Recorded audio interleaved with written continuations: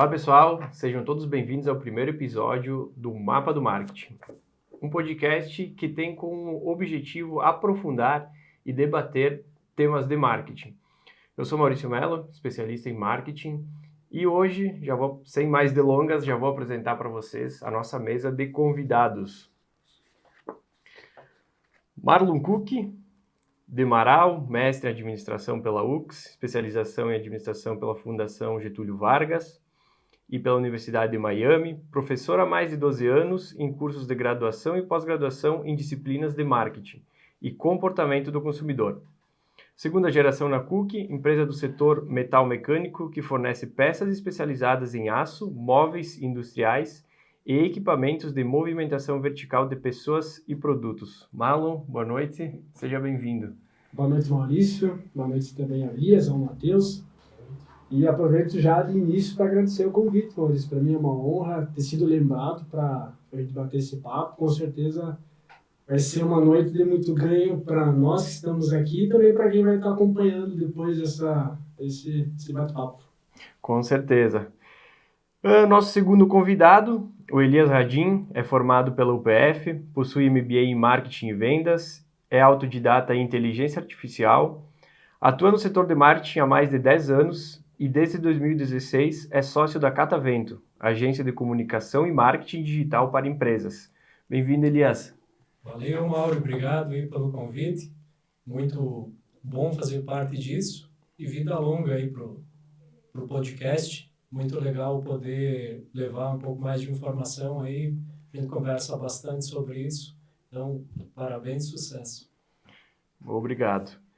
E o Matheus Cominho, para fechar nossa mesa de hoje, 28 anos, é economista e atua há mais de 6 anos com marketing digital e gestão de negócios.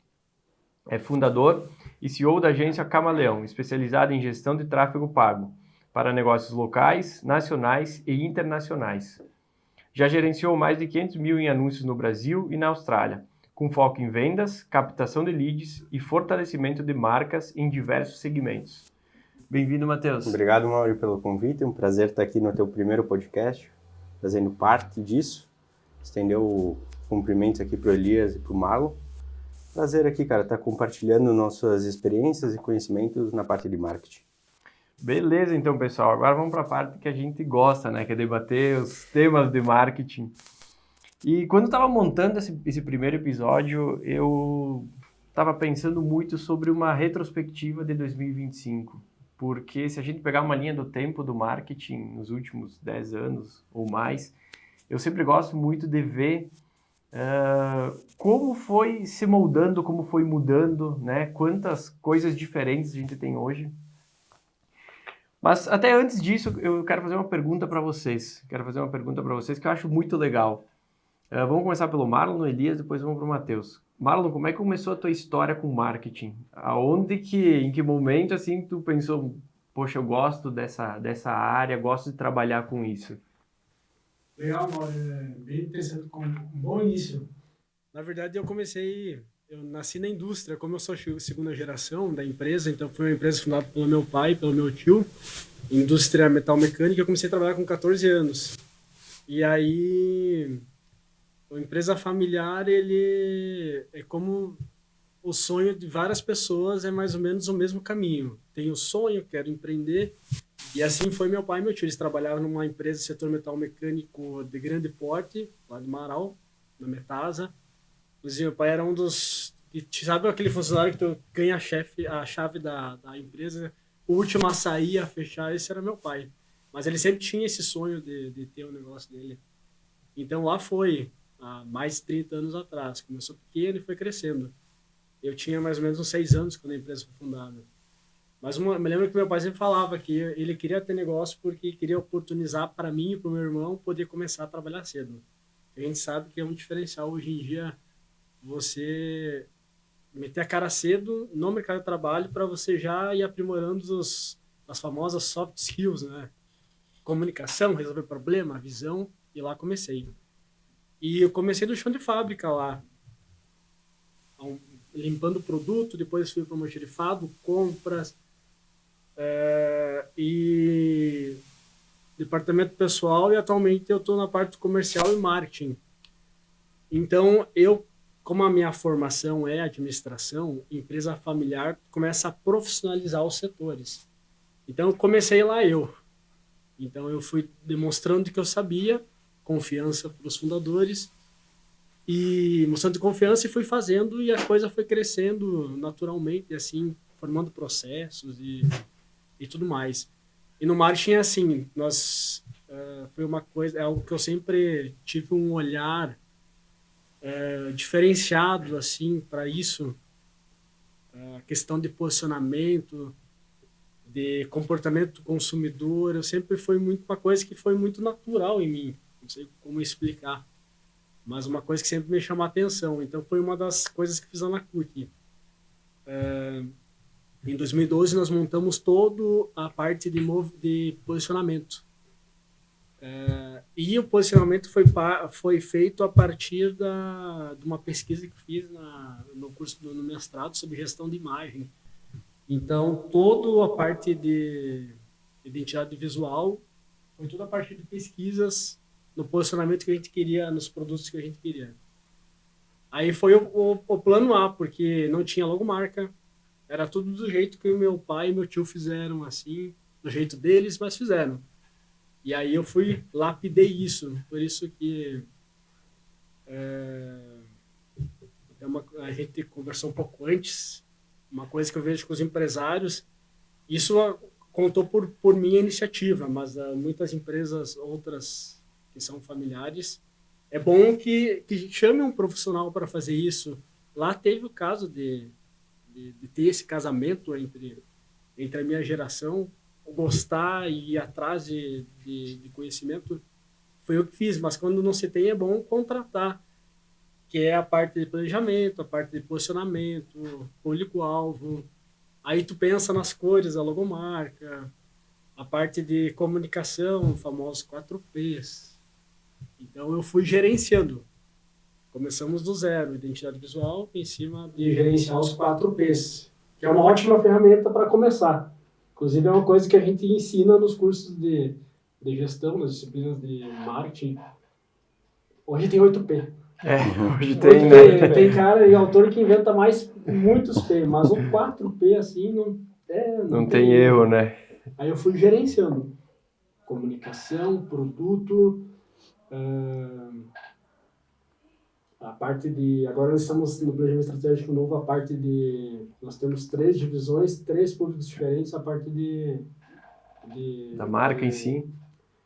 De estar presente, estar presente. Localização, praça. Sim.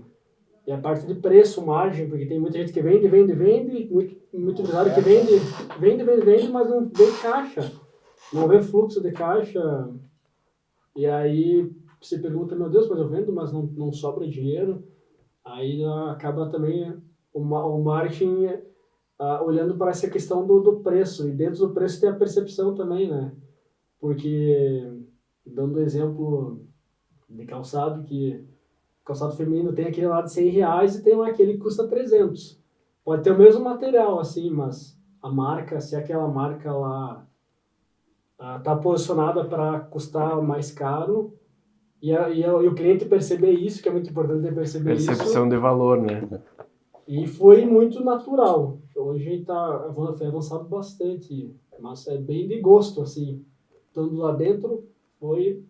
Que legal, Marlon, uma baita história, né? Agora, podendo ensinar também, né? Tu que é professor, né, de faculdade, poder ensinar e transmitir teus conhecimentos, né, para outras gerações. Bem legal. E tu, Elias, como é que começou essa paixão pelo marketing? A minha jornada de trabalho com marketing e publicidade sempre fui mais ligado à parte de tecnologia. A minha formação é da parte de tecnologia, mas foi bem numa época de transição, e eu acho que é bem com algumas ações de marketing que a gente tem que pensar, e chegou num determinado momento você tem que mudar, tem que adaptar, tem que pensar de uma outra forma. Foi lá 2009, 2010, um advento do mobile, então o que vimos na faculdade acabou meio que ficou obsoleto, e vou ter que ou vou para um novo curso, ou vou pensar de uma outra forma. Sempre gostei, o Marlon comentasse sobre o comportamento do consumidor, é uma área que atrai o que motiva o cara a comprar ou interagir com alguma marca. E assim comecei a me direcionar lá para essa parte de comunicação, essa parte do marketing. Então, lá em 2010, eu acabei pedindo demissão, comecei a trabalhar por conta, creio que foi um dos nossos primeiros contatos assim. O foco era mais a parte de desenvolvimento web e depois, 2016, acabei conhecendo o Leandro, o Dija, a gente abriu a Catavento e começamos as atividades ali. Também sempre olhando para o mercado, entendendo, modificando, se adaptando aos cenários e mudanças que acabam acontecendo. E, enfim, vamos fazer aí 10 anos ano que vem, então já tem uma história de aprendizado que vai se obtendo experiências e a maior parte disso são os relacionamentos que a gente constrói e as relações que a gente faz. Então, um resumo rápido aí do que Nós vivemos essa transformação do marketing juntos, né? Eu também, eu faz 10 anos, mais ou menos, né? Que eu saí da empresa para ter o negócio e a gente pegou toda, vamos dizer assim, o boom digital ali, né? Que o Marlon também viveu isso. Mas nós pegamos bem quando a gente começou. O Matheus é um pouco mais novo, né? Não, mas não. Um pouquinho mais novo. A gente pegou bem certinho ali quando começou essa transição e eu sempre falo que acho que é legal a gente ter vivido essa experiência, né? Dessa transição, porque a gente entendeu como as coisas funcionavam e como elas passaram a funcionar. Então isso é bem legal. Matheus, e como é que foi a tua experiência? Tu que é um economista, né, cara? Como é que tu chegou no marketing, na performance, no tráfego? Então, em 2018, né, eu comecei a ter contato com os vídeos do Érico Rocha.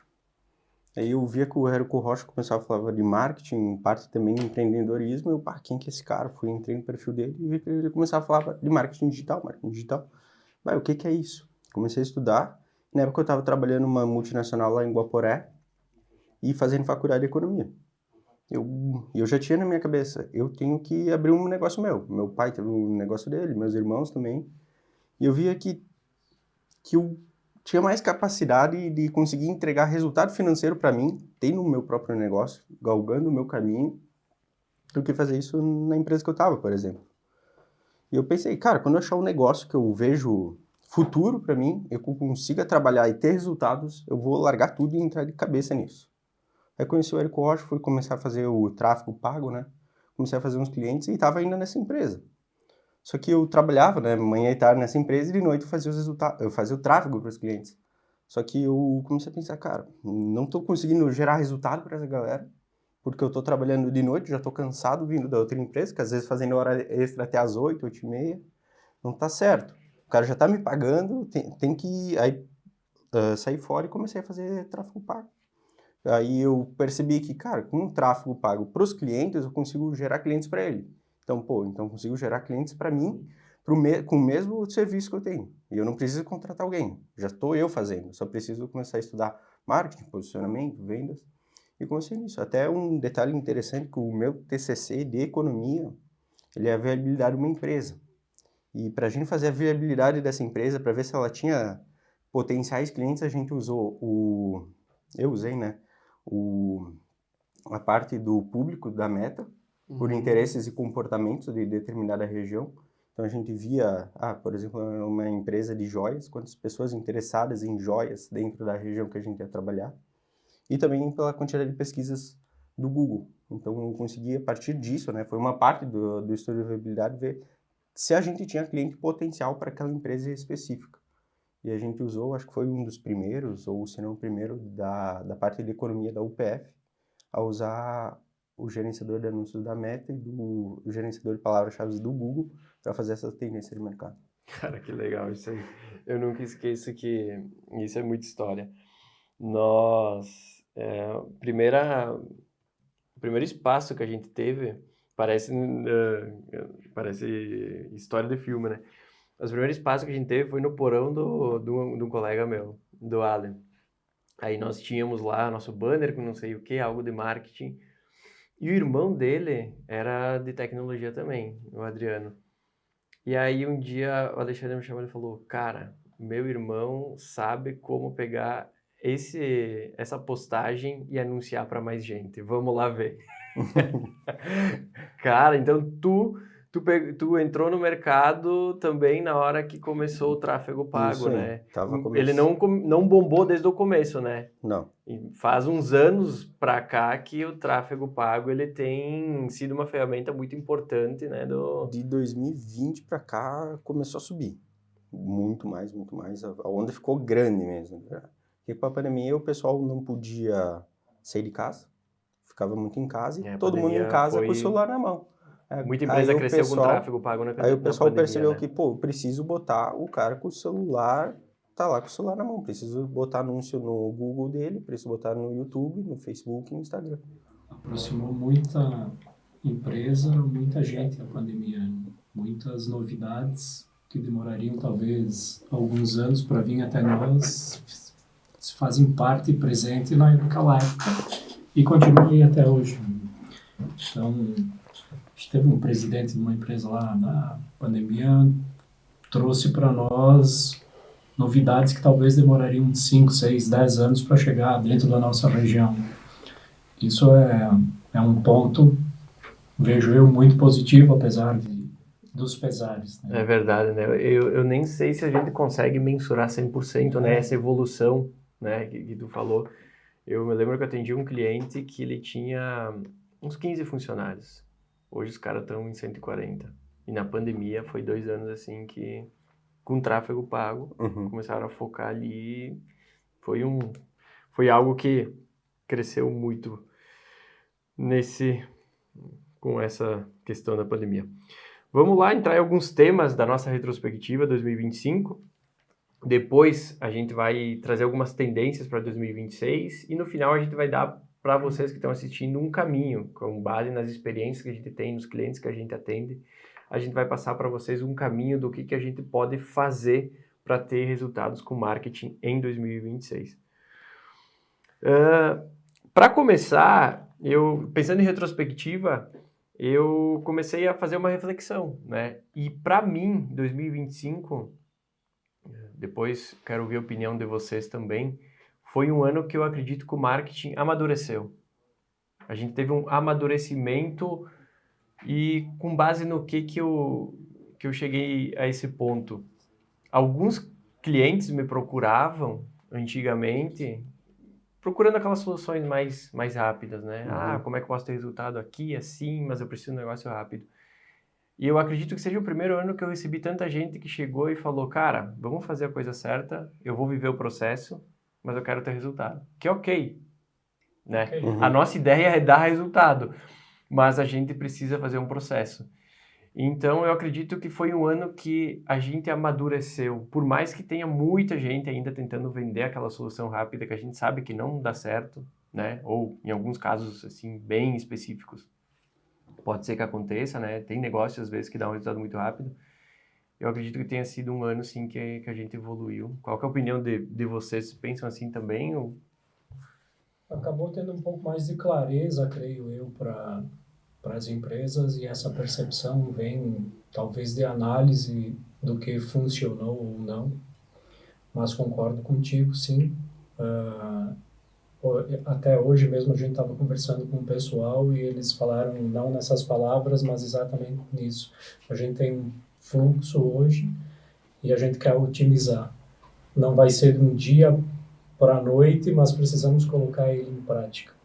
Então, ter essa clareza está chegando, né? Chega para o empresário ou para quem está empreendendo, que precisa dessa maturidade que você vai construir ela dia a dia, mês a mês, até atingir os teus resultados, enfrentando lá e conhecendo os soft skills, o que a tua marca precisa passar, o que a tua marca precisa evoluir. Mas sim, concordo e vejo um amadurecimento na comunidade em geral, região, e estado todo, vamos pensar assim, né? Sim. Marlon, qual que é a tua opinião? Tu que vivenciou também o mercado dos Estados Unidos, né? Que sempre está muito avançado em relação ao nosso aqui, o brasileiro. Como é que tu vê todo esse cenário de 2025, esse crescimento do marketing? Até a questão dos Estados Unidos, eu tive a oportunidade de fazer especialização na Universidade de Miami, na School of Business, em 2012. Então, 2012 para cá, são mais de 10 anos, então mudou muito essa questão. Me lembro que a gente recebeu lá o case das girafas, foi lá conversar com nós. O cara que administra a franquia Girafas aqui do Brasil, lá nos Estados Unidos.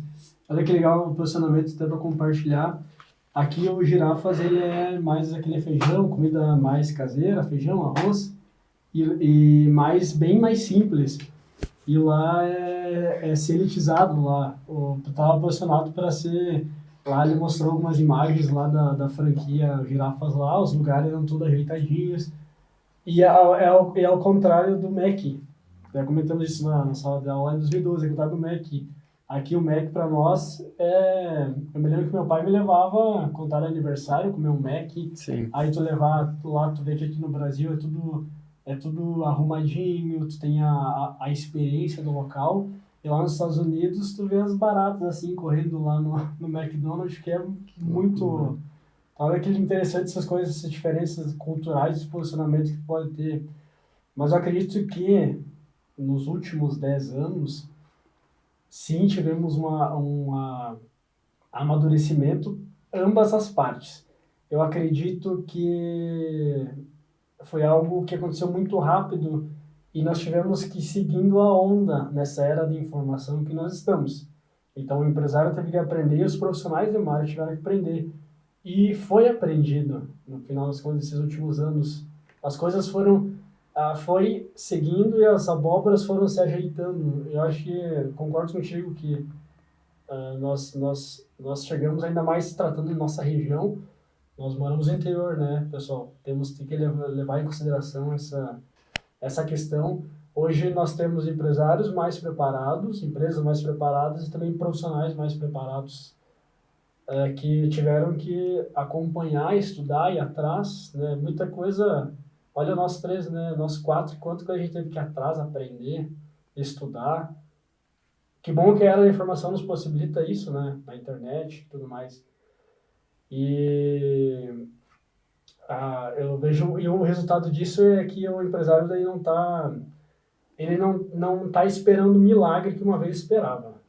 Então, quando era muito novo, eles estavam esperando milagre, assim, e meio seguindo a boiada, assim, via o fulano, o vizinho que fazia uma coisa, chamava lá, Matheus, vem aqui, eu quero aquilo que o fulano fez. Ele cresceu, aumentou venda, aumentou lead, quero também, traz para mim. Isso, era muito focado em lead, né? E aí as pessoas estão vendo que é diferente, estão indo atrás de informação, estão conversando com profissionais.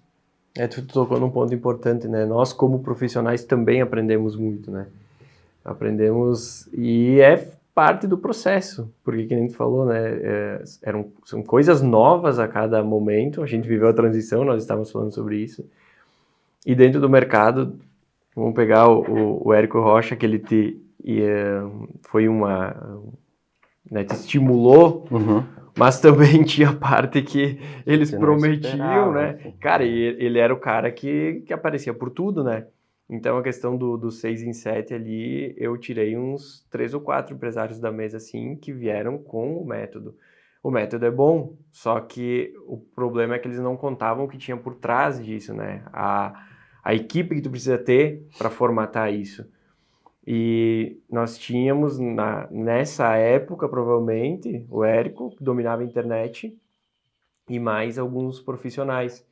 Então, eu coloco uma parte, sabe, disso, porque esse pessoal só estava compartilhando informação. E aí, hoje, eu acredito que a gente está mais maduro, porque todo mundo já estava falando, olha só, não é bem assim, é por aqui. Porque justamente, por exemplo, o cara que chegou no topo, nem sempre ele conta todo o desafio que ele teve. Aí tu só vê o cara no topo e beleza, eu quero chegar lá. Todo mundo quer chegar lá. Só que o cara não conta toda a estrada que ele teve que construir. E às vezes, para chegar até lá, tu tem que contratar a equipe, tem que investir mais em tráfego, tem que especializar o teu comercial, tem vários outros pontos que às vezes a pessoa só quer replicar e acha que é só botar tráfego, por exemplo, na minha opinião. Eu às vezes, então, concordo contigo no que tu falou na pauta, que às vezes o que acontece, que eu já vi em alguns casos, o cara aceitou essa visão que o pessoal vende na internet que é fácil, é só botar o dinheiro no tráfego, e foi lá e experimentou. E viu que não é de um dia para noite, não é botar R$10 ao dia que vai vir 6 clientes e tu vai fazer as 6 vendas. Não é assim que funciona. E se tu também não tem um vendedor lá por trás que é bom, pode vir 1.000 clientes que tu não vai fazer as 1.000 vendas. Então, ou se for para o WhatsApp, se for para o site, se tu não tem um site otimizado, especializado com order bumps, upsell, para te otimizar a tua venda, com pós-vendas, então acho que a galera acreditava que era muito fácil, veio com essa ideia e justamente, não digo quebrou a cara, né, mas viu que não era literalmente tão fácil e começou, opa, não é mais assim. Então tem que ter um processo de maturação, não é só no marketing, às vezes a minha equipe anterior talvez ele tenha que resolver processos anteriores antes de entrar, por exemplo, em fazer tráfego pago. Então, acho que esse amadurecimento aconteceu. Isso aconteceu, por exemplo, no Érico, né? Eu fiz o curso dele, 6 em 7, né? Tinha o meu irmão, que eu comecei com o meu irmão. E, cara, a gente viu e, tráfego pago. Mano, não conhecia. Tem que fazer publicação, agendar publicação. Eu acho que a meta nem tinha questão de agendamento, tinha que contratar uma ferramenta para agendar. Então, tipo, tu entra num ponto, eu acho que quem vende, que tá lá em cima, às vezes não vende toda a história, né? Todo o processo que tu precisa. Tem vários outros pontos, que é pessoa específica para cá, pessoa específica para cá, pessoa específica para o terceiro, quarto, quinto ponto, ou habilidade que tu tem que desenvolver.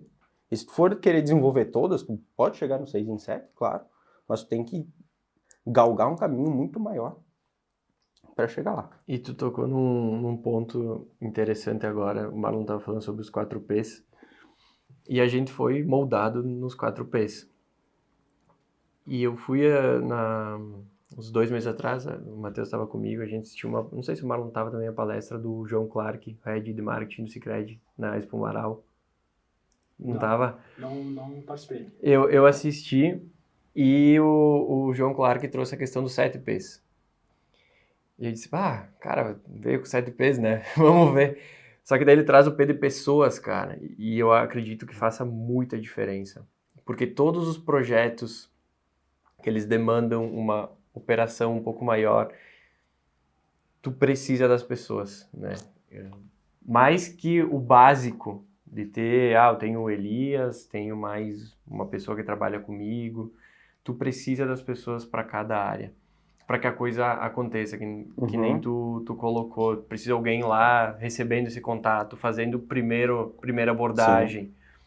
Para onde que esse contato vai depois, como que ele é tratado, como é que esse contato fica. Então, o P de pessoas no marketing, ele tem sido cada vez mais importante. A gente não consegue mais fazer uma estratégia forte, sólida, com sequência, com pouca gente. É muito trabalho. Uma coisa que o Matheus comentou, o que é outro P dentro do CET é os processos.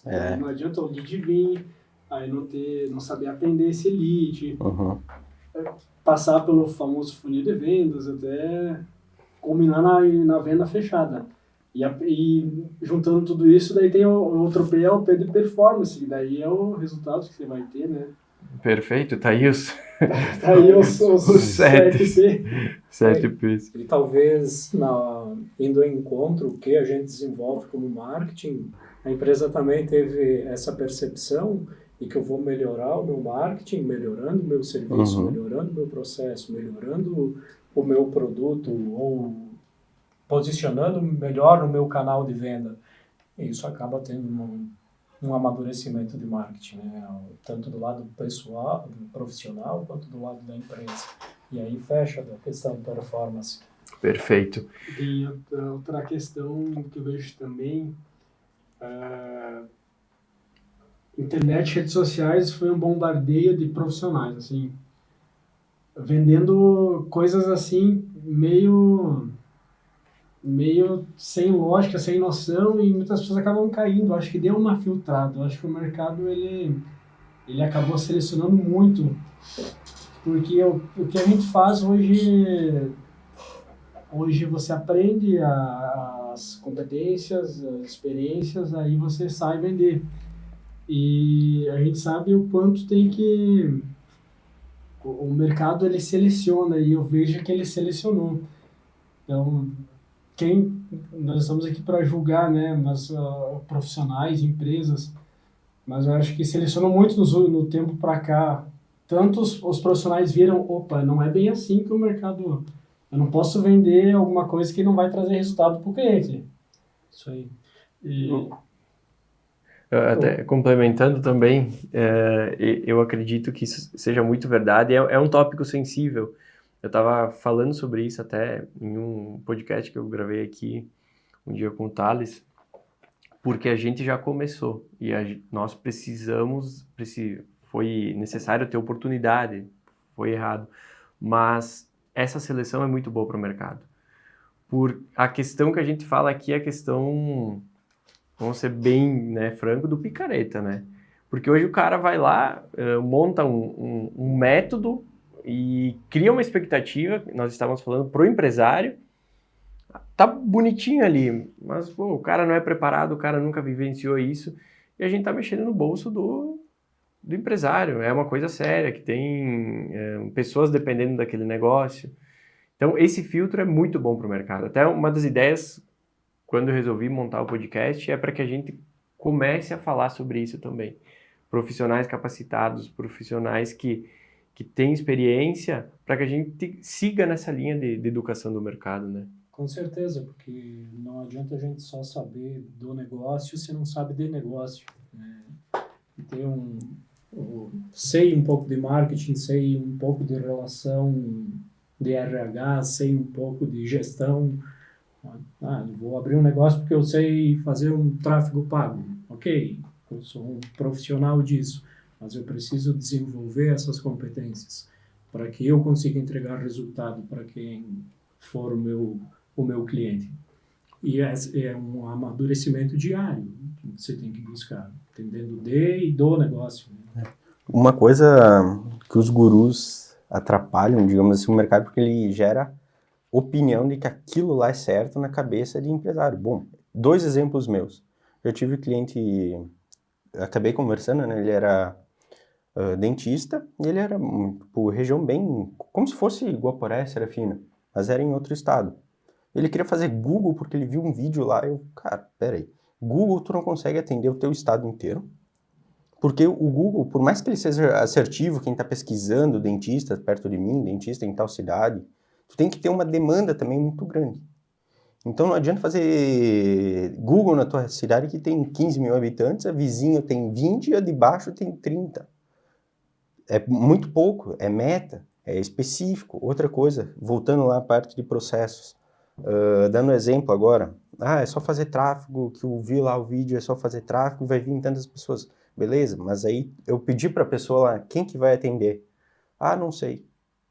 Posso ver com a fulana era da parte de produção. Pô, não vai dar certo. Não. Beleza, eu entendo que tem a parte, talvez eu vou ter que contratar uma pessoa específica para isso, sim, essa pessoa pode fazer. Ou capacitar né? Essa pessoa, sim, tu tem que ter esse investimento, porque senão tu vai ter investimento no meu serviço, investimento no tráfego, que se tu botar qualquer outra pessoa, uma pessoa que a obrigação dela é fazer aquilo, que tu vai contratou ela para fazer a parte de produção da tua empresa, tu vai cobrar ela para fazer aquilo. Depois ela vai vir fazer isso. Só que para fazer isso que tu quer fazer, atender as leads, tu tá tendo 2 gastos atrás. Ou tu bota uma pessoa e capacita ela, ou tu contrata alguém específico, ou tu demanda menos gente para cá e qualifica um pouquinho mais. E o atendimento hoje em dia não tá mais fácil que nem era uma vez. Né? O atendimento hoje, ele é mais rápido, tu tem que atender a pessoa, tu tem que ter um nível de informação bom, porque o cliente ele já chega com muita informação, quase praticamente para fechar. Então, o atendimento hoje é quase uma consultoria, assim, né? Isso é aquela empresa lá que eu te comentei que faturou 100 mil com o meu cliente. E a gente gera um monte de tráfego pro WhatsApp. Só que eu chego lá no comercial deles, eu vejo 20, 30 pessoas às vezes. Só com parte do tráfego. Especificado em SDR, validação de pessoas que às vezes nem viram pelo tráfego, estão lá vendo publicações de concorrente, pesquisando empresas que têm capacidade para vir um closer, que é o vendedor, no caso, fazer a venda para aquela pessoa. Então, são 2 exemplos, assim, bem... um contraste bem grande de empresas, onde tu tem os profissionais capacitados, uma equipe especializada para isso, com os S10 para facilitar o comercial, e em contrapartida tu vê outras que ainda estão na parte de galgando o conhecimento que vem do guru, que é muito fácil, não precisa contratar gente, tu pode botar qualquer um e atender, que não funciona. E às vezes até faz uma questão, vou querer economizar, vou deixar uma pessoa, como você citou o exemplo da produção, fazer o atendimento. Você qualifica a pessoa, vou pagar 20 mil reais de salário por mês, mas ela vai me vender 200 mil, meio milhão. Vale fazer um investimento, né? Do que às vezes vou deixar uma pessoa que faça o atendimento ou dar uma resposta que não é condizente e acaba perdendo venda. Então, uma economia que acaba sendo não muito lógica no análise, no fim da conta. E aí tu faz um cliente oculto no cliente e tu já vê, tu já mostra, né? Eu tenho um exemplo bem claro, muito legal de cliente oculto, que os caras estavam me dizendo, cara, eu acho que tinha que ter mais vendas, né? Tava rolando vendas, mas tinha que ter mais vendas. Eu vou fazer um cliente oculto, né? Fui lá, comprei um chip novo, botei uma foto de uma mulher, né? Porque a gente vendia para mulheres, né? Revendedoras. E fui lá e chamei a cliente, tipo, oi, boa tarde, tudo bem? Só um oi. Gostaria de ver o catálogo de peças. Mandou só o catálogo assim, não falou mais nada. Achei meio caro, né? Falei, né? Jogando conversa para ver se quebrava minhas objeções, né? Não, a gente tem peças mais baratas, eles tinham peças mais caras, peças medianas de preço. E, tu quer baratinho, tem esse aqui, ó, esse concorrente. O cara me mandou o contato do concorrente. Literalmente, cara, eu tenho print disso, cara, porque não é mentira.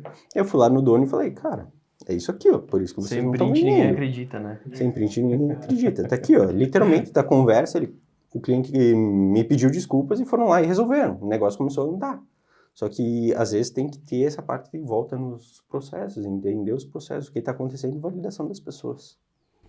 Talvez, aproveitando o teu tópico do que pensar para 2026, uma análise de que talvez a minha estratégia, a minha ideia já não sirva mais. Eu preciso repensar o que eu estou fazendo hoje, se vai ser válido ou se vai ser ativo em 2026. Isso é bem importante porque alguns exemplos que tu deu eu conheço e são empresas que param de fazer marketing e retomam e param. Tu tem que seguir, tu só ajusta, né? Não encontrei o caminho, faz um ajuste, o que está acontecendo aqui, faz um diagnóstico, mas não para. Aí vou retomar ali na frente com tal formato. Essa parada aí... É pior. Tá cada vez... E o pior é parar sem ter um diagnóstico do porquê. E hoje o tráfego está cada vez mais caro. Anunciar antigamente, antes de 2019, lá em 2018, mais ou menos R$10 o dia, 15, 20, fazia chover. Hoje, para te ter o mesmo resultado, que era 10 uma vez, é 100 hoje. Literalmente, é 180. Tá muito mais caro. Quando tu para, hoje, a rede social, o Instagram, a Meta, né, que é dona do Instagram, ela quer a fatia do bolo dela, então... tuas publicações já não entregam mais como era antigamente, teus stories já não entregam mais, porque ele quer que tu anuncie. A lista de transmissão já está sendo paga no WhatsApp, eles querem dinheiro, literalmente, a fatia do bolo. Eles já fizeram a rede social, entregaram no início, entregavam um monte de coisa, o IGTV entregava um monte, os stories entregavam um monte, hoje eles querem a fatia do bolo. Então tá cada vez mais caro anunciar, porque também tem muito mais pessoas anunciando, e eles querem a fatia do bolo deles. Jogando de pezinho junto, que não, né? Que é isso aí. Então, quando tu para, quando tu voltar, o tráfego já vai estar mais caro, entrando na parte de tráfego, e tu vai perder todo o engajamento que tu construiu. E aí, abre brecha para quê? Para outro concorrente vir pegar as tuas estratégias que, às vezes, tu tá fazendo uma coisa, tu não sabe, às vezes tu tá inspirando outras pessoas, às vezes até teu concorrente, ele está se espelhando em ti, mas tu não sabe. E quando tu para, tu abre brecha pro cara vir engolir teus clientes, engolir teu engajamento. E aí, para te voltar, tu vai ter que galgar todo o caminho de novo. Vai ter que talvez investir mais em tráfego, ou vai ter que pagar com o tempo. O head de marketing do Sicredi comentou isso várias vezes. Quando tu para, mesmo se for na crise, tu parou de investir, tu perde uma boa participação de mercado para o teu concorrente, porque ele não parou. Por mais que ele baixou um pouco os investimentos, ele não parou. E a gente tem que construir marca. Ontem eu estava falando com um cliente meu, ele falou, poxa, cara, a gente já trabalhou 2 anos marca, tá bom, agora vamos para performance só. Eu disse, cara, tu nunca vai parar de trabalhar marca. A gente vai trabalhar performance e marca. Mas a gente não para de trabalhar marca. Baixa um pouco a porcentagem, porque a gente já reforçou bem, mas tu não para de trabalhar marca.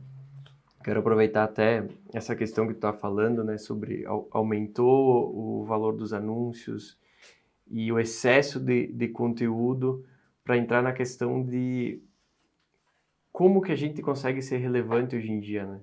Porque a atenção, parece que todo mundo está cansado de tanto conteúdo.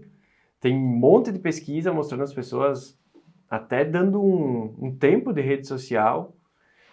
E parece que todo mundo cansou de ver tanto anúncio. Chamar atenção cada vez está mais difícil. Chamar atenção cada vez está mais difícil. Como é que vocês veem esse cenário de como se manter relevante? Eu estava vendo até uma pesquisa da volta das narrativas, das histórias, e se a gente olhar para marcas grandes, estão fazendo isso, né? Estão voltando a ter um conteúdo mais denso, mais formatado, um pouquinho maior, mas mais profissional. Parece que aquele negócio de, vou postar alguma coisa mais rápida, o pessoal já não consegue mais olhar, cansou. Tem essa sensação também? Isso até a gente comenta muito em aula, em sala de aula, que tem a questão das fases, e a primeira fase é chamar a atenção, né?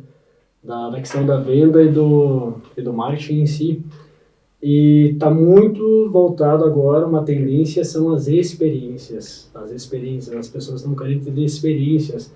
O que é experiências? É contar histórias, é ser bem atendido, que nessa história lá do joia, da pessoa que queria comprar joia, e procurar entender o que o cliente quer, o que busca, quais são as dores. E por isso que vai um caminho para o ano que vem, começa fazendo esse diagnóstico na tua empresa, entende o teu produto. Na verdade, os negócios vão começar do zero, vão começar antes. Os negócios existem para resolver dores das pessoas, necessidades. Esse é o ponto inicial, né? Então, começa a entender o teu negócio, cada empresa é diferente, serviço, produto, bem físico. Entende para que você está no mercado, qual a tua missão, qual a tua visão. Esse é o primeiro tema de casa, assim. Para o ano que vem, o empresário que não está fazendo isso, ano que vem já pode começar fazendo isso, né? Que é o passo 1. Aí começa a entender o posicionamento, o público-alvo, persona. Aí você vai ver onde o público está. Porque eu vejo assim, é legal trazer várias experiências, trazer várias pessoas em função disso. Nós não investimos ainda em tráfego pago. Por quê? Porque a gente não fez ainda o tema de casa. Então a gente trabalha, por exemplo, um dos produtos são elevadores. O que me adianta eu encher de lead se eu não tenho a pessoa para receber essa pessoa? Então quem que é o público-alvo do elevador, plataforma de acessibilidade? Um idoso, geralmente. Que tem lá a sua casa, lá dos anos 80, cheio de níveis, querendo estar com a perna com um problema e precisa resolver isso.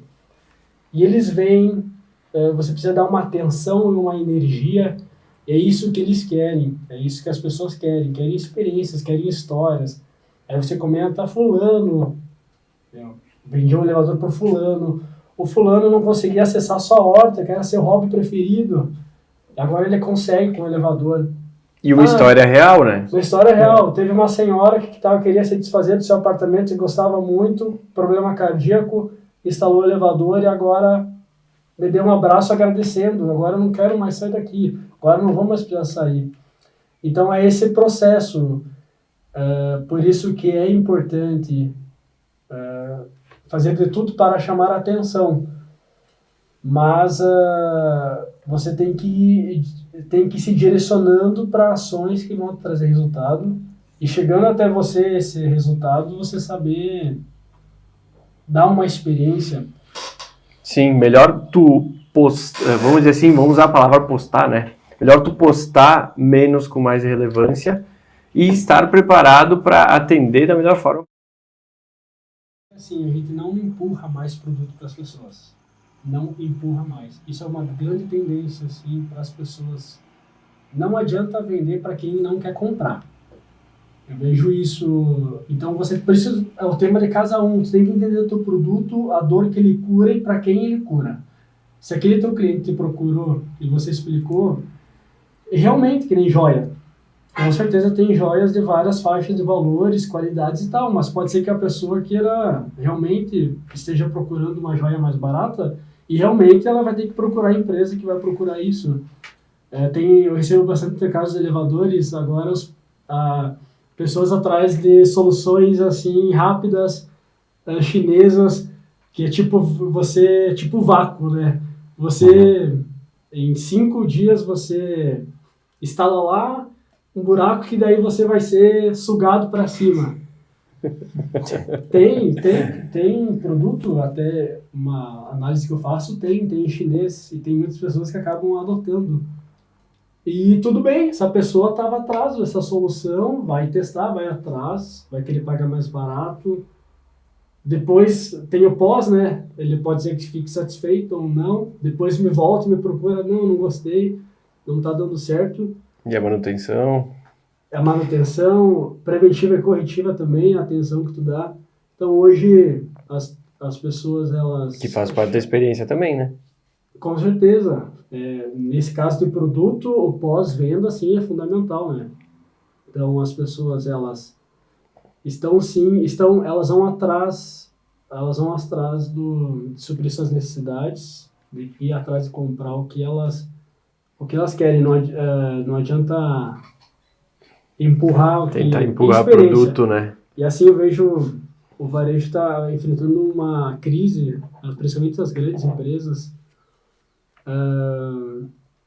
Tem os multicanais também, mas as pessoas, elas tem o e-commerce que está muito em alta, né? E cada vez vai aumentar. Só aumenta. E eu vejo que as pessoas estão preferindo, às vezes, de tão mal atendidas que estão, às vezes, no comércio, acabam procurando fazer uma compra pela internet porque não, aquela experiência de loja não está satisfazendo. Pois é, eu acredito que seja um gap da nossa região, né? O atendimento das lojas, né? A esposa do Elisa atende bem, né?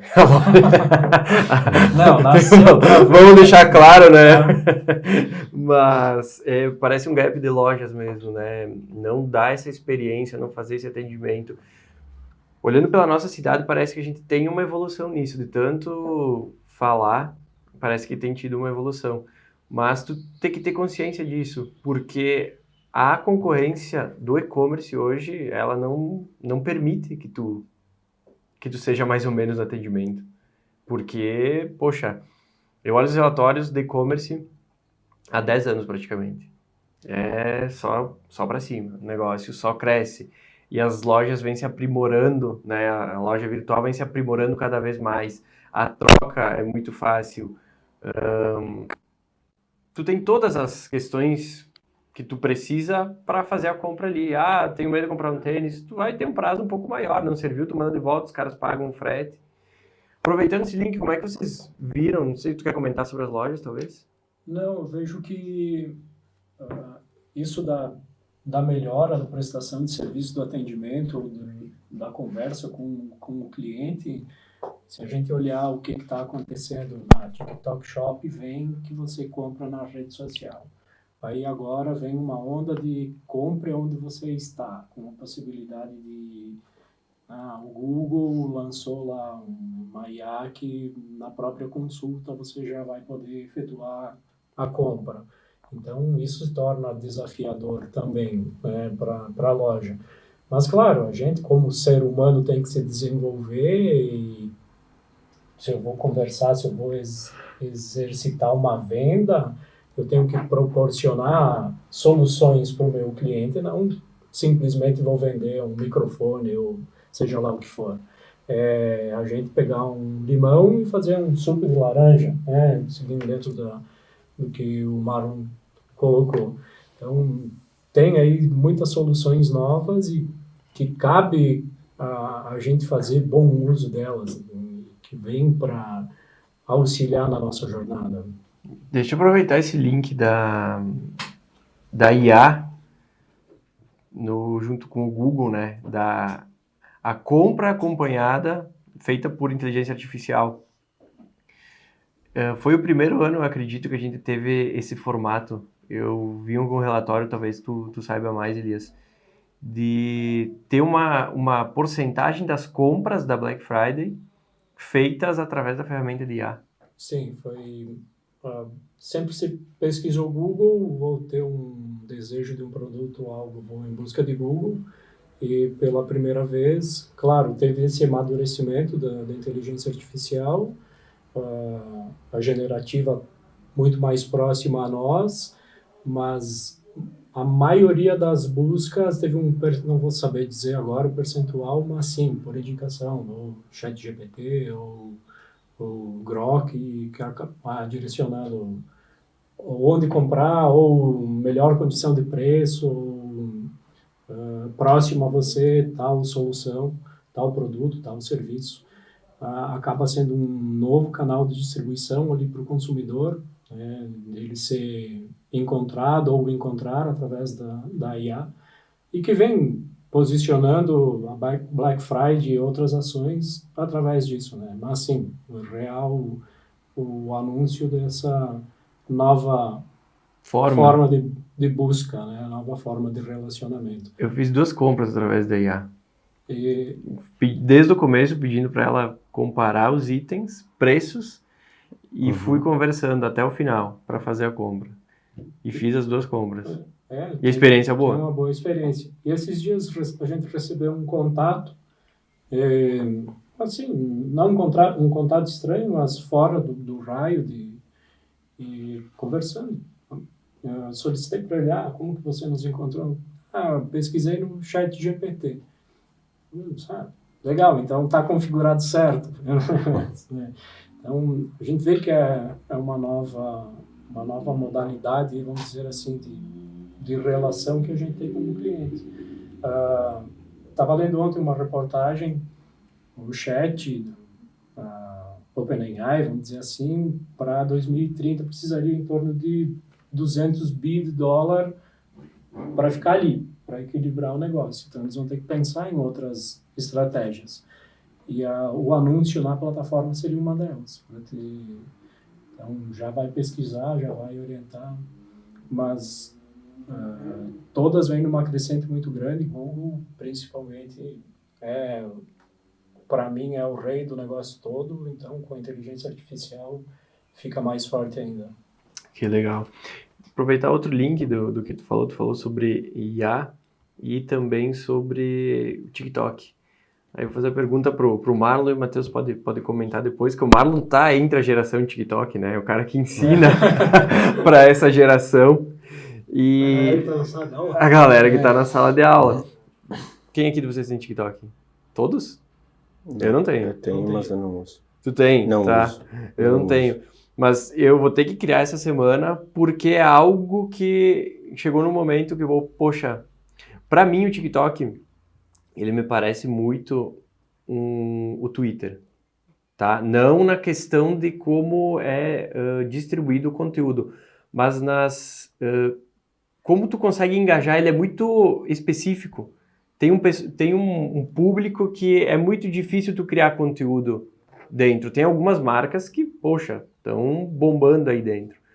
Mas ele vai te demandar, eu acredito, um esforço muito grande. Como é que tu conversa com essa galera sobre o TikTok? Eles te passam algo assim, porque parece que é uma geração que pesquisa muito por lá. Eu tava conversando com alguém de uma faixa etária um pouco mais jovem, e eu falei, fui lá no YouTube, pesquisei isso. Só que não tinha muito conteúdo, né, sobre o que eu tava pesquisando. Aí a pessoa me falou, isso aí eu pesquiso só no TikTok. Aí me acendeu uma luz assim, tipo, poxa.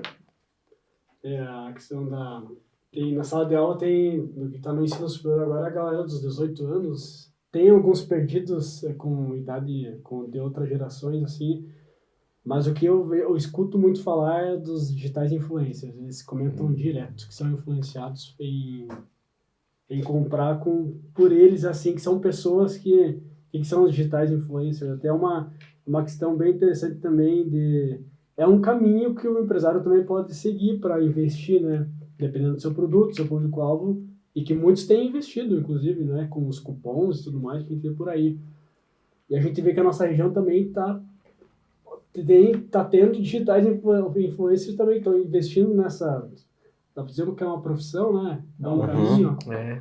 Maurício. Olha, Eu não. sabia dessa. Eu não. Isso aí é corneta. Pô, não, pouco bom para te pagarem para poder fazer propaganda de um produto, né? E os influencers, eles estão... Estava vendo uma pesquisa hoje também do mundo do marketing. Os influencers influenciaram mais na Black Friday que as marcas. Então, tem noção do que é isso? É as marcas fazendo anúncio falando, olha só, eu tenho aqui esse produto, isso. E aí, os influencers chegando e falando, compra esse produto aqui, que eu dou minha validação. Os caras desbancaram os atores da Globo, né? Então, mais Os caras conhecido, desbancaram mais famoso que ator da Globo. E influencers... Pagando mais.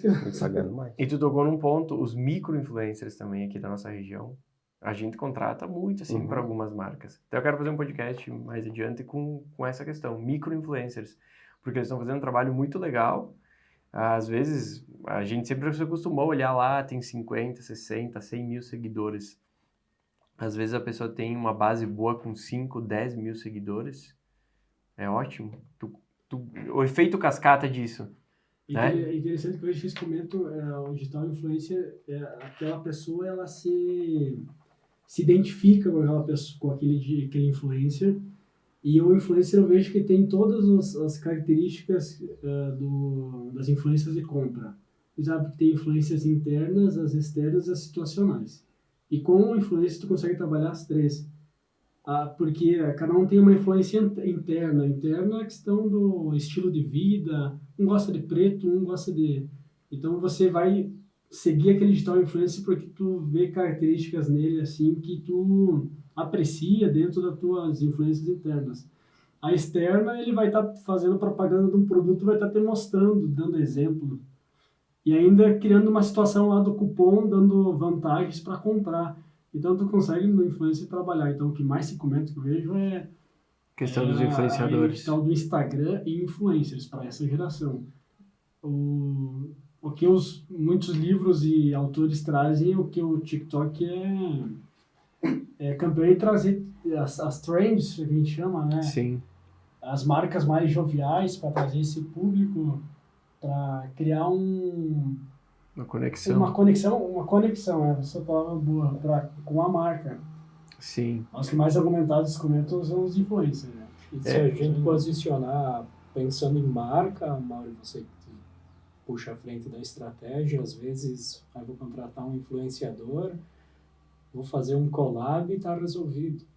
E às vezes não é por aí, né? Você precisa desenvolver toda uma ação, como que eu vou distribuir, qual que vai ser meu canal, quem que é o meu público. O influenciador atende o público certo. Se a gente pegar Itaú contratou lá ISA para conversar com um determinado público, contratou outro famoso para um determinado público. Então, enfim, são 3, 4 aí que eles posicionaram para ser assertivo na comunicação. Às vezes vou fazer lá um collab, posto para ganhar seguidores e a minha campanha vai para trás ao invés de ir para frente, né? Então, definindo um posicionamento correto, aí que vem a viabilidade do influenciador. Porque ele tem um volume gigante de gente que acompanha ele, será que ele vai ser assertivo dentro da minha marca, dentro da minha campanha, dentro da minha ação? Voltamos na parte do processo e etapa 1 do teu Você mercado. tem que ver quem que é o engajamento desse público, né? A maioria das influenciadoras hoje ela já tem lá o painel, né? Elas mandam lá o portfólio delas, a apresentação, e tem que ver que é a idade e o gênero que engaja com ela, se é o público relacionado ao que tu vende, e ainda se ela está inserida dentro da região. Por exemplo, não adianta eu ter uma empresa regional contratar uma lá de Porto Alegre, eu tô aqui em Guaporé. Exatamente. Eu tenho um caso assim, aqui da região, era uma loja, muito boa loja, e muito proativa, assim, a dona, e todas as ações ela conversava comigo. E aí uma dessas ações, ela não conversou comigo e contratou uma blogueira de Porto Alegre. Tá, contratei tal blogueira, paguei um valor significativo na época, acho que era até hoje, né, muito significativo, acho que foi uns 10, 12 mil. Daí eu perguntei pra ela, mas e o público todo é de Porto Alegre? Sim, tá, ok, tu pediu a faixa etária, tudo certo? Pedi.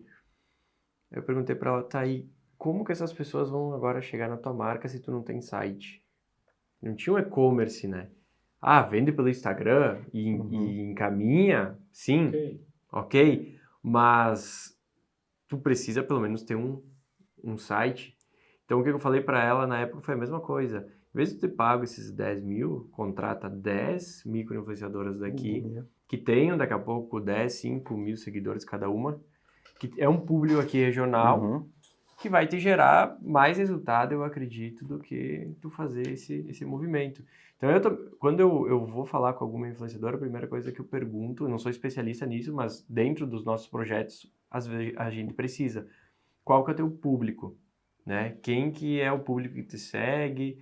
Porque daí a gente consegue ter uma certeza um pouquinho maior. Mas o papel é muito importante hoje em dia, né? Ou, a grosso modo, pega os 10, coloca em tráfego Se não tem o site, faça o site. Fazer o site. É muito importante, né? Muito importante. Vamos lá, então, pro nosso próximo tópico, influenciadores. Já falamos, né? Sem querer, querido. Oi? Sem querer. Vamos entrando nos tópicos. Pro ano que vem, agora falando um pouquinho sobre 2026, o que eu tenho pesquisado, e vocês também podem ter alguma informação, é que o que vai voltar com muita força, segundo os especialistas, YouTube segue forte, né? Não é volta, o YouTube segue forte, é uma plataforma que vem crescendo muito. O que me surpreendeu é a questão de... O pessoal aposta no retorno de blog por causa do conteúdo mais denso, o conteúdo mais trabalhado. Essa ideia que a gente vai do excesso de conteúdo, então tu produzir algo mais organizado, algo que a gente vai parar para ler, vai parar para prestar atenção, que é o que a gente estava falando. A gente até tinha um cliente meu ontem, tinha a esposa dele junto e a esposa dele falou, eu não olho mais qualquer vídeo, quando o vídeo aparece eu passo, mas se é algo importante eu paro e assisto todo. Então a gente tem uma tendência o ano que vem que volte, né, a ser algo que no começo eu acredito que era assim, né? A gente parava para ler, né, um post de blog e era bom, a gente prestava atenção. Como é que vocês veem esse movimento? Vocês acreditam que... Porque é difícil a gente acreditar nisso. Do jeito que a gente está vivendo hoje em dia, de tanto anúncio, tanta postagem, tanto ruído nas redes sociais. Na minha visão, eu acredito que sim, mas vai ser um processo um pouquinho lento, talvez, dentro do ano que vem. Cara, eu não consigo acreditar no blog mais. Difícil, né? Não consigo. Eu acredito que, então, o blog migra para o YouTube, que o YouTube hoje já é, digamos, a nova TV, né? Hoje tem vi alguns relatos, né, de até donos de podcast que fazem vídeos no YouTube que o cara leu lá o relato da audiência dele, cara, eu chego do meu trabalho, eu tô no ônibus voltando de casa e tu é a minha TV. Eu tô ali vendo, tô ali tomando café, jantando e tô te assistindo teus vídeos, estudando o teu conteúdo. Então, eu acredito que o blog vai virar, de fato, o YouTube, assim.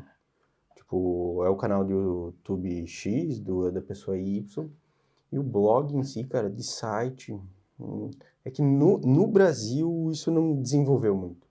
Nos Estados Unidos foi na época que tinha o blog.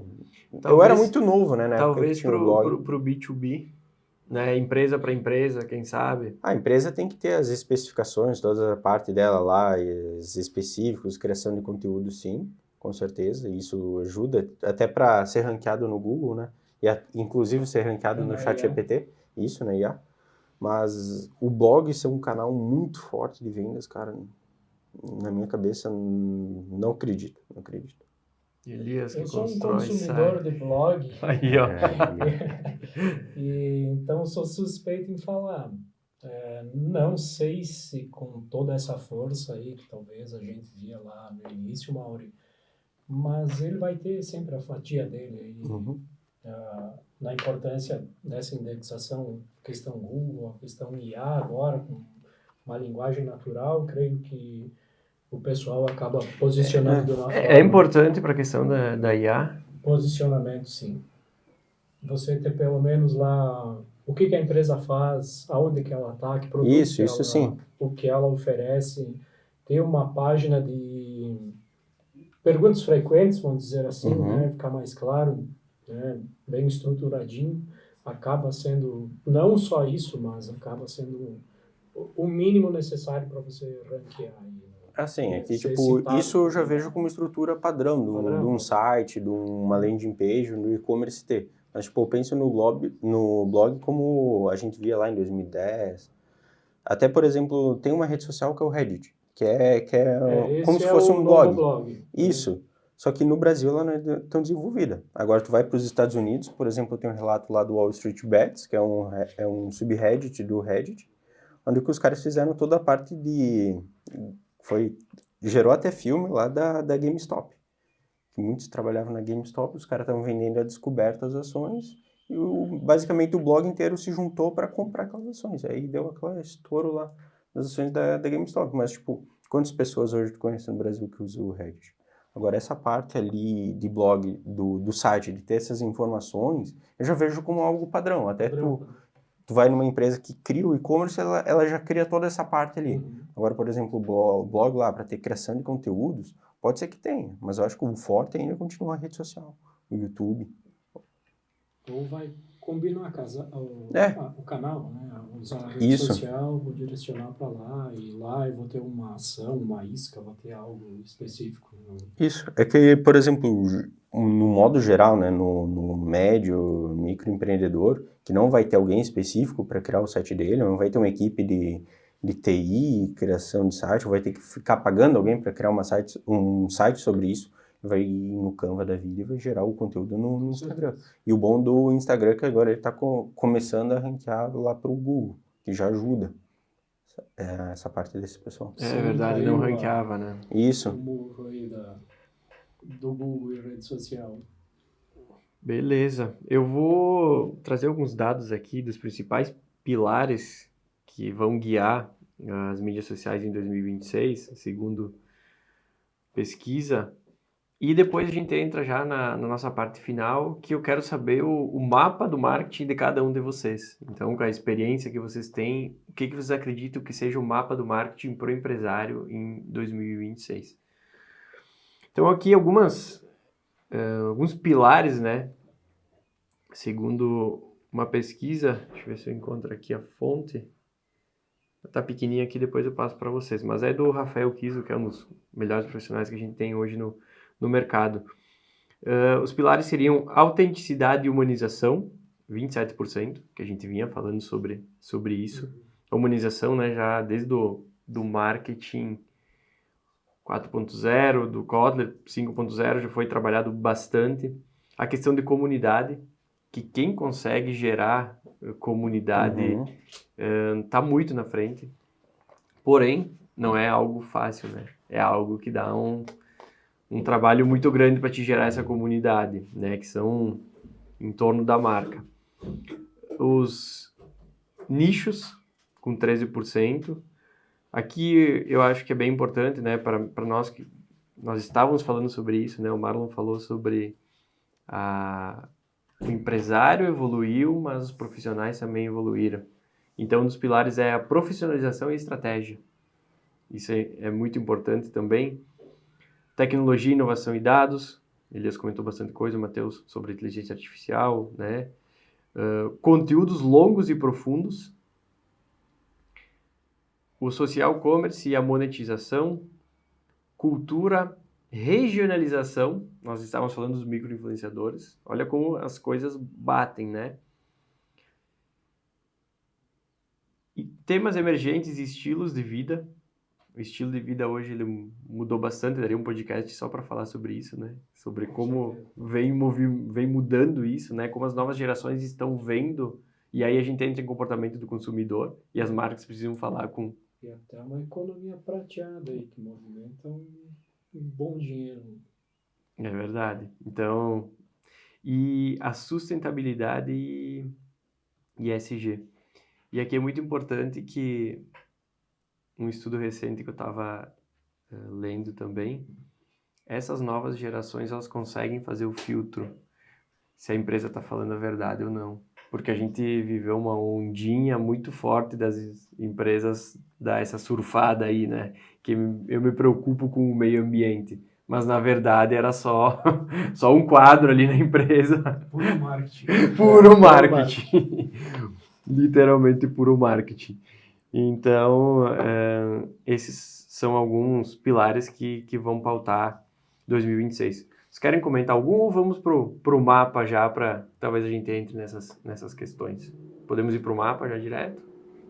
Eu acho que sim, a gente comentou, né? Durante o papo. Foi todos os tópicos praticamente, né? Não tinha olhado isso, olha só que legal.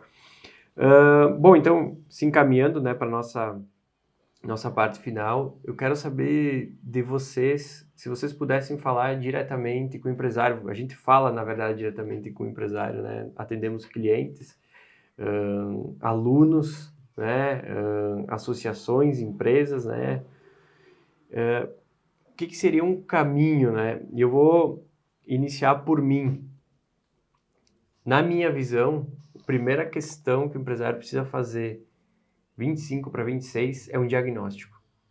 Primeiro passo, um diagnóstico de sentar com toda a equipe, trazer toda a equipe para falar, porque às vezes se limita a equipe talvez de vendas e de marketing e tem muita coisa importante que está acontecendo em outros setores e tu não vai ouvir as pessoas. Então fazer um diagnóstico geral, como está a empresa no geral, para poder entender o que está dando certo, o que precisa ser aprimorado. Dali em diante, tu consegue criar um planejamento, uma diretriz, que é o que o Marlon estava falando antes. E aí sim, entrando na nossa área de marketing, com essa clareza, é bom para nós, porque a gente consegue olhar e entender, né, qual é a visão da empresa, quais são os objetivos. Quando a gente pega isso, a gente olha, opa, o marketing pode ajudar nisso, nisso, nisso. Esse é o papel que a gente tem do marketing. Então, meu principal conselho seria um diagnóstico. Analisar os canais, entrando talvez um pouco mais em performance, né? Que talvez o Matheus comente um pouco mais sobre isso. Analisar os canais que estão performando mais, os que dão mais resultado. E tem um cálculo que ele é muito interessante. O quanto eu posso investir de tempo nos canais que eu tenho e qual é o tamanho da minha equipe. Voltando de novo para o P de pessoas. Porque às vezes eu cheguei em cliente, poxa, eu tenho esses 10 canais aqui. Cara, tu não tem braço para fazer esses 10 canais, tu não vai ter tempo. Então por que tu não dá um peso maior para esse canal, que te dá mais resultado, e desses 6 ou 7 que sobraram, tu vê quais estão mais próximos de ser canais que vão performar bem para a tua marca. Porque os segmentos, às vezes, tem uma rede social que performa mais, ou tem, né, não só o mundo da rede social, mas outros canais que performam mais, que tu pode ir trabalhando com um pouquinho mais, né? Aqui falando da nossa realidade, pode trabalhar um pouquinho mais lento, mas estar presente. Essa análise de canais também é muito importante dentro da estrutura de marketing. E, Matheus, o que tu acha que é um mapa do marketing, assim, pode até puxar da tua área do tráfego, porque vou é algo que está minha... muito em evidência, né? Eu acredito que hoje as pessoas procuram quase o gestor de tráfego antes, às vezes, do que eu e o Elias, por exemplo. Sim. Na parte de tráfego, não só do tráfego, mas eu até uso a parte do livro Receita Previsível, que o tráfego não adianta, que nem a gente já falou no início do podcast, não adianta só jogar lead para lá e não tem alguém para atender, porque é todo desqualificado. Ou a equipe não é desqualificada. E todo mundo é desqualificado. Não é. Eu acredito que, beleza, um percentual daquelas leads que vão entrar é desqualificados. Acredito que realmente isso existe porque não é magia. Se fosse magia, todo mundo era rico com tráfego, fazendo tráfego pago. É só subir uma campanha, apertar os botões e o dinheiro entra no bolso de todo mundo. Então, 4 coisas, cara. Parte tem que ter o SDR, aquela pessoa que vai fazer a validação do lead, e a pessoa que vai procurar oportunidades fora das que vêm do tráfego pago. Não dá para ser o vendedor fazer isso, porque o vendedor não gosta de captar lead, não gosta de fazer a abertura de oportunidades de venda, não gosta. E se ele vai fazer 3, 4 aberturas de vendas, tipo, identificar se aquele cliente tem potencial, ele deixa de estar vendendo. Então, tem que estar gerando tráfego, tráfego é um dos pontos. Para essa pessoa que é o SDR, né, em termos de marketing é SDR, fazer o atendimento desse lead, validação, e também buscar as leads fora, né, validação de outras empresas ou clientes fora do tráfego. Só explica para o pessoal que está assistindo o que seria o SDR, que é uma sigla para nós comum. O SDR literalmente eu não lembro exatamente o significado da palavra, mas é uma pessoa que ela vai entrar, por exemplo, eu tenho uma empresa de atacado de microfones. Eu tenho que começar a pesquisar no Google, encontrar sites, empresas que utilizam microfone, uma caneca, por exemplo. Então, vou encontrar estúdio de fotografia, eu vou entrar em contato com empresas que fazem podcast. Então, vai entrar leads através do tráfego pago de Meta e Google? Vai entrar. Só que esse SDR, esse validador de possíveis clientes, ele tem que encontrar também por fora. Então, ele vai encontrar podcast, ele vai encontrar estúdios de som que vende esses produtos que a empresa está vendendo. Ele vai fazer essa validação, ele vai mandar para o time de vendas, não fazer essa mistura, né, porque justamente o pessoal de vendas às vezes só gosta de vender, não gosta de fazer a parte de captação de leads e nem a validação, porque ele já tem que pegar a lead validado. E o 4º ponto é fazer stories, que entra na parte de comunidade que tu falou. Stories não, lives. Isso, cliente de e-commerce vende muito, que eu tenho cliente de e-commerce vende muito em live. Cliente de atacado vende muito em live. Cliente consumidor final vende muito em live. Eu não gosto, é ruim, é chato não ter dinheiro. Vai ter que ficar até as 10, às vezes até as 11, vai, a equipe vai, tu vai, é cansativo, depois no outro dia tem que ficar enviando um monte de fechar caixa para despachar no correio. É cansativo, mas faz venda, gera comunidade.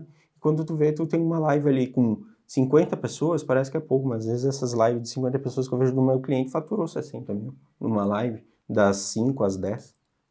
Tem empresa que não faz isso. Se eu tô numa sala com 50 pessoas é bom. Se eu tô na internet eu tenho essas 50 pessoas, às vezes não acho bom, mas são 50 pessoas, né? É isso aí, 50 pessoas vendo a tua live, seja de promoção, coleção nova, desconto imperdível, sei lá, queima de estoque, vale a pena. Manaus tem lives que tem 200, 300 pessoas em lojas de varejo, em lojas de vestuário.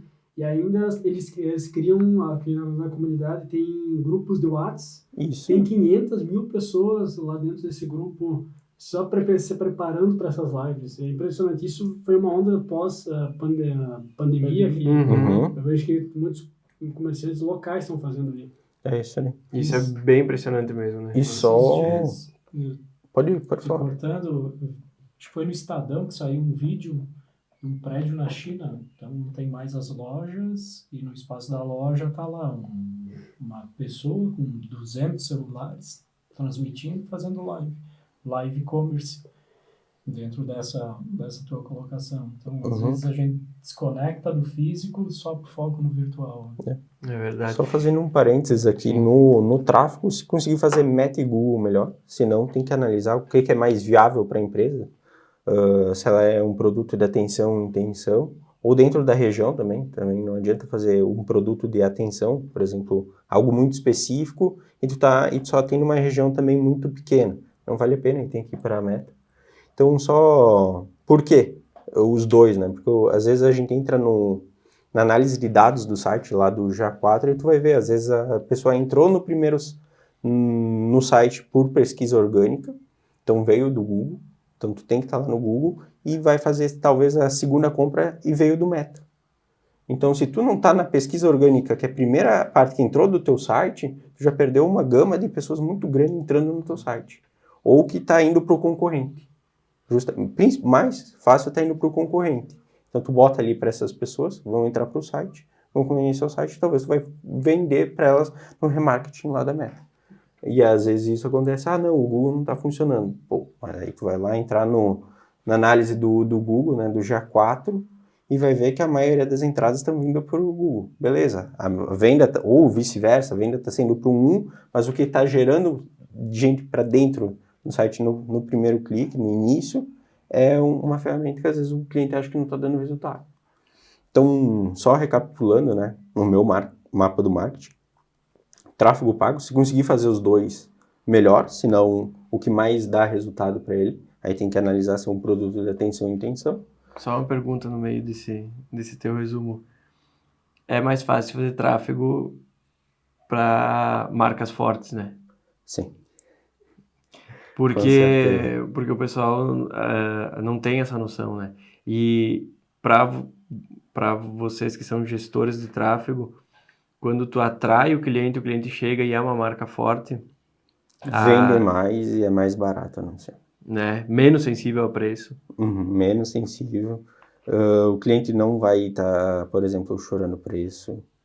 Dando um exemplo, eu tenho um amigo que vende iPhones e ele tem, mas eu vendo mais barato, mas tem a outra empresa lá que é mais caro. Porque o cara já tem, eu entro no Instagram daquela empresa, tem, sei lá, 6 mil destaques assim, de clientes. O cara tem 6 mil validações de vendas, hein? O cara tá muito na tua frente. Então, a marca deles é muito mais conhecida. Muito mais confiança. Os canais preparados, né? Preparados. Canais preparados. E a indicação, né? O cara tem 6 mil pessoas dando indicação para venda dos produtos dele. Antes de finalizar, eu cheguei numa empresa uma vez, uma empresa assim, tipo a Cook, assim, né? Uma empresa consolidada, uma empresa grande. E aí comecei a fazer o diagnóstico inicial, aí comecei a entender os clientes que os caras atendiam. Aí me apavorei, só cliente grande. Daí eu comentei com eles, quem sabe disso? Onde é que está exposto isso? Não estava na rede social, não tinha no site. Vamos partir daqui, né, gente? Vamos gerar um tráfego e ninguém sabe quem vocês atendem. Aí o cara bate aqui, né? O cara entra, vamos dizer assim, o cara entra na tua loja aqui, que é o teu site. O cara chega na tua rede social. Pô, o cara tem que chegar aqui, tem que saber que tu atende essas grandes marcas aqui. O cara tem que saber quais são as tuas soluções. Resumindo, a gente fez essa questão aí. Aí começou a gerar tráfego. Para nós, para ver como é segmentado às vezes, gerou contato pelo LinkedIn e gerou uma venda de 1 milhão. Teve uma situação que eu achei meia cômica, assim, mas vai bem de encontro ao que você está colocando, Maurício, que fui numa reunião com um gestor e eu sentado assim, ele de lado, ele olhou a minha proposta, eu vi que ele estava na página 2, assim, na página 2 tinha lá quem a gente atendia. Ele olhou, tu atende esse cara aqui? Sim. Esse aqui também? Sim. Se eu pedir para ele a verdade? Sim, pode ligar. Tu atende os dois? Sim, atendo os dois. Então fala lá com a minha secretária que tá tudo certo. Tipo, credibilidade, né? Pô, tá atendendo ali, então posso ter confiança que vai me atender também. Então, bem disso, né? Apresentar gerar valor, gerar uma prova social, gerar... Chegou até o cara, né? Se não tem ali essa questão, daqui a pouco... Quem você é? Talvez a gente não tem condições de acompanhar todo mundo e ver o que todo mundo faz. Né? Em cidade pequena tem muito disso. Eu uso muito isso nos processos de venda de elevadores. Conhece fulano lá de Guaporé? Ele tem elevador nosso. Ah, sim, o fulano. Ah, não, se o fulano comprou é porque... É bom. Usa muito isso em cidade pequena. É uma questão. E tem os elevadores de carga. Isso é uma culpa, é um erro nosso. Hoje a gente tá fazendo uma análise e a gente já tem elevador de carga nas 10 maiores empresas aqui do estado. E a gente não divulga isso. E olha, até nós falo de mim, olha quanta coisa que tem para fazer. Por isso que às vezes a gente fica desesperado, o empresário ouvindo nós falar, meu Deus, quanta coisa que tem para fazer, né? Tem sim, mas vai no planejamento, vai ali nas dicas que o Matheus falou, que vai indo por partes, né? Isso aí. E até uma dúvida que eu tenho, uma pergunta que eu vou fazer ao Matheus, pode ser dúvida de outras pessoas que vão estar acompanhando. Hoje o principal tráfego pago é Google. Hoje o que mais você não, para quem está começando é Google. E você tem alguma indicação de SDR, de sistemas, por exemplo, você vai fazer o tráfego, vai direcionar aquele lead, né? É você que determina se quer para o teu site ou para o teu... A inteligência artificial aqui. Para o teu site ou para o teu bot, ou para um sistema que é importante nós termos um sistema nas empresas que o time lá faça aquele filtro dos leads, né? Para depois passar para os vendedores. Tá, vamos lá por partes. Parte de tráfego Google Meta depende do que é o teu negócio. Por exemplo, a especificidade do elevadores é Google. Agora, eu posso ter... Agora, vamos supor o teu mesmo negócio, elevadores, mas só tem de Marau. Não adianta fazer Google em Marau. É Meta ou tu vai de porta em porta. Porque é muito centrado. Por exemplo, o Marau tem 40 mil habitantes. Não adianta esperar que 40 mil habitantes vai ser, vamos supor, 200 vão pesquisar e vai estar anunciando só para 40. Só para 40 mil pessoas para tua cidade, não vale a pena. Então, consigo atender Rio Grande do Sul, região sul, Brasil, Argentina, enfim, aumentou o teu raio, aí o Google faz sentido para ti. Senão, se é muito específico e a região também é muito específica, aí tem que ir na meta, porque a pessoa não vai receber o teu anúncio sem estar pesquisando por aquele determinado produto. Na meta, tu Instagram, Facebook. Agora, por exemplo, o teu negócio é mais visual, por exemplo, uma hamburgueria, uma pizzaria. Dependendo da tua região, também faz sentido para o Google, mas se é para escolher uma, é meta. Porque a pessoa tem que ver a tua pizza, o teu hambúrguer, o teu X, sentir aquela fome e já ter um contato direto ou para o teu WhatsApp, ou para o teu site fazer o pedido. Então, depende de cada negócio e também depende da região. E parte da SDR que tu me falou, já vi duas coisas. Ou é pessoas com o treinamento, equipe de SDRs específico, essa parte de treinamento. Então, ele vai captar no pesquisas por Instagram, pesquisa de Google, vai olhar comentários, às vezes até de publicações de concorrente, vai entrar em contato. Vai validar, às vezes, até clientes que estão inativos, então vai entrar lá no sistema de gestão de clientes, pessoas que compraram em 2024 e não compraram em 2025. O cara já conhece o teu produto, já conhece a tua empresa, teu prazo de entrega, não tem que fazer todo um processo de novo de vendas, às vezes tu só precisa dar uma oferta para reativar aquele cliente. Então, essa ideia que eu já vi em empresa também, fazer essa reativação. E sistemas, eu já vi pessoas usando o bot conversas. Empresas usando o bot conversas, que vai entrar ali de direto no WhatsApp, vai fazer as perguntas específicas ali. Funciona também com landing pages, só que vai de negócio para negócio. Já vi negócio que eu jogo para landing page, eu jogo para formulários de cadastro, do Meta não dá tanto resultado. Jogo para o WhatsApp, dá resultado. Aí entra na parte do WhatsApp a pessoa fazer esse processo do SDR. Que o vendedor pode fazer, mas na minha visão, e até no livro Receita Previsível, o vendedor, às vezes ele não quer fazer todo esse processo de perguntar qual que é o teu nome e tal, ele quer vender. Se tu der pro vendedor que está treinado, já foi validado aquela lead, ela está específica, ele vai vender. Agora, se tu der uma lead onde ele tem que aquecer, às vezes tu só está perdendo, tu não está dando força para aquele vendedor, tu não está usando a capacidade que ele tem de vender. Aí tu está esperando que ele vá qualificar, sendo que ele não teve treinamento e não tem nem vontade de querer qualificar, porque, cara, eu sou bom vendedor, eu quero vender. Ainda mais que o produto é muito técnico, que nem elevador, que tu tem que ter um conhecimento de engenharia, isso, exatamente. Elétrica, tu às vezes perder muito tempo com um lead que é isso, às vezes o cara que veio por elevador e quer um outro tipo de elevador. Aí tá lá o vendedor perdendo tempo, às vezes, para isso. Enquanto ele pode estar, no teu caso, fazendo uma visita técnica. Perfeito, então, pessoal. Vamos se encaminhando agora para o final. Eu vou pedir para vocês deixarem as redes sociais, como encontrar vocês, né, na internet. E se vocês quiserem deixar alguma mensagem final. Matheus, como é que a gente encontra na internet? Pode ser pelo meu pessoal mesmo, é Matheus Comin, com TH e N no final de navio. Beleza. Obrigado pela participação. Eu que agradeço o convite, o pessoal também convidado aqui. Foi bem requisitado com o tráfego, né? É o assunto do momento. Elias, obrigado pela participação. Obrigado você, Marlon, Matheus, pelo todo o compartilhamento, aprendizado aí. Obrigado.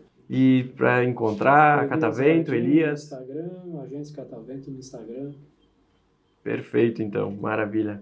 Marlon, como é que a gente encontra aí a Cook Elevadores, né? Que está resolvendo a dor de muitos prédios aqui da região, né? É isso aí.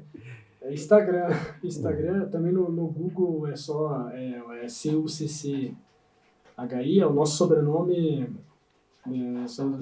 como a maioria aqui na nossa região, descendente imigrante italiano, CUCCHI, Cook, e para procurar Marlon Cook, bem fácil lá.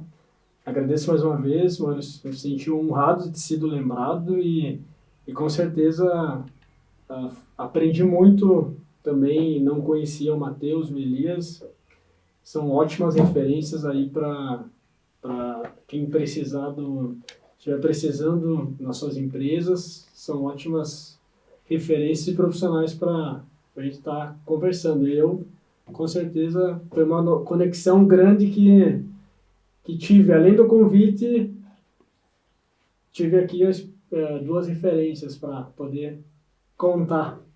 Com certeza. Perfeito. Que nem a gente falou no começo, né? Os relacionamentos são muito importantes dentro da área de marketing, para a gente trocar ideia, para a gente poder fazer projetos em conjunto e que a gente consiga, no final, entregar algo bom para o empresário, porque o empresário é que movimenta a sociedade, que gera valor, que gera emprego, então isso é muito importante. E parabenizar você aí, Maurício, pela iniciativa aí, porque a gente acompanha pelo Instagram também, que bom que as empresas podem contar com consultoria e marketing e profissionais como você aí na região. Então, parabéns pela iniciativa aqui do podcast. podcast. Muito obrigado, agradeço. O podcast ele vai ser legal se eu conseguir trazer pessoas, né, que nem vocês hoje, que consigam agregar, que a gente consiga passar uma mensagem para o empresário, que às vezes a gente precisa de um insightzinho, né?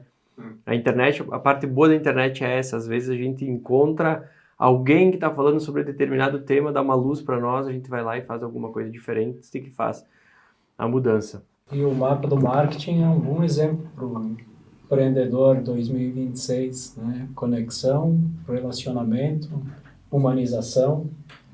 Parabéns de novo pela tua capacidade de gerenciar e desenvolver culturas aí dentro da empresa. Então, sucesso ao mapa do marketing. Muito obrigado. Para me encontrar na rede social é Marketing Maurício Melo no Instagram. A gente agradece a audiência de vocês. Para encontrar esse episódio e outros do Mapa do Marketing, pesquisa no YouTube por Mapa do Marketing Maurício Melo. Muito obrigado pela audiência e até o próximo episódio.